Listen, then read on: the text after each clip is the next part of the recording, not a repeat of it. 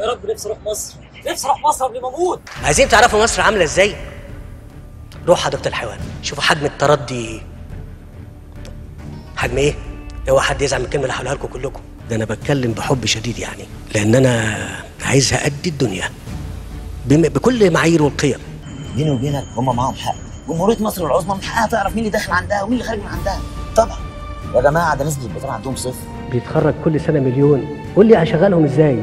انت خدت دلوقتي ليسانس اداب قسم كذا، مع كل التقدير والاحترام للتخصص، بس العدد اللي بيخرج ملوش مكان. انا اسف ان اقول لكم ان المديرين بتتكلم لغه تانية خالص غير الواقع اللي احنا بنعيشه. ايوه بس رصيدك $5000 وانت عايز تقعد شهر، الرصيد ده مش هيكفيك في مصر الا 3 ايام. مصر دي دوله غنيه، دوله فقيره مواردها شحيحه، وده بقاله سنين طويله. جاك انت عاوز تروح مصر ليه؟ حضرتك انا خريج جامعه نيويورك، كليه تربيه، قسم لغه عربيه. اللي الناس بتسيبنا عشان تجد فرصه عمل في حته تانية عشان عايز يعيش، مش هو عايز يعيش، هو انا بديله مرتب كويس؟ جاك انا اسف، انت شاب في ريعان الشباب وعاوز تهرب مصر عشان تشتغل. اللي هم هيبقوا من غير مصدر دخل هيعملوا ايه؟ ده انا هشيل شنطتي وهاجر على اوروبا. صعبان عليا، الحمد لله ان احنا في مصر. طب لو بقى 1 ولا 2 مليون بيهاجروا، غير الدوله هتقدر تتحكم فيهم؟ طب ليه؟ لان اللي انا بقدمه له اقل من الممكن ان هو ياخده في اي حته في العالم.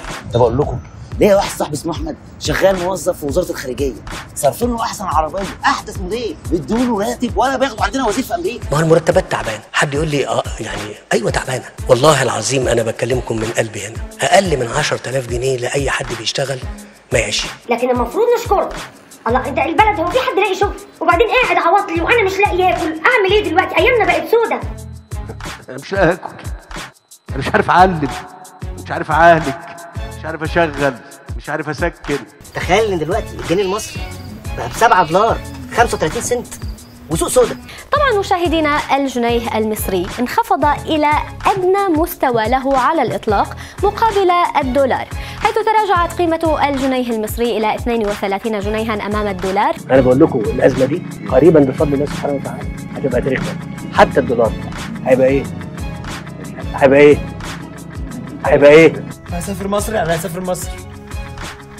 لازم كلكم تفهموا كده، كلكم.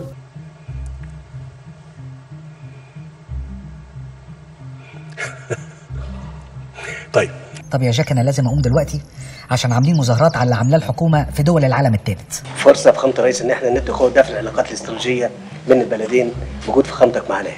اشجيني يا احمد بيه يا عسل، قول.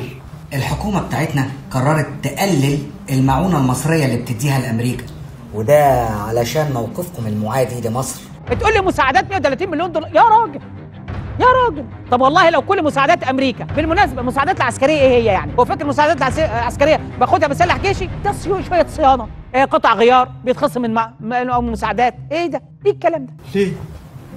ليه كده؟ هو احنا ناقصين فقر؟ وتيجي تكلمنا على $130 مليون؟ يا راجل ده انا ازعل. ليه بس يا احمد بيه؟ ده احنا غلابه. بص شوف شكلنا عامل ازاي، عارف اللبس المعفن اللي احنا لابسينه ده؟ اتبقى بعتوها لنا فلوس اكل. اللي احنا بنطلبه من اصدقائنا في اوروبا ان هم يعاونونا في هذا الامر، وايضا مع مؤسسات التمويل الدوليه زي صندوق النقد الدولي او البنك الدولي خلال هذه المرحله حتى تنتهي هذه الازمه.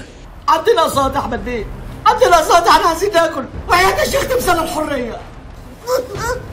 خلاص الناس ساعدت كتير قوي، بقى لها سنين بتساعد. انا بقول بقى لها سنين بتساعد وانت ما ساعدتش نفسك. حكومه ايه اللي انت زعلان منها؟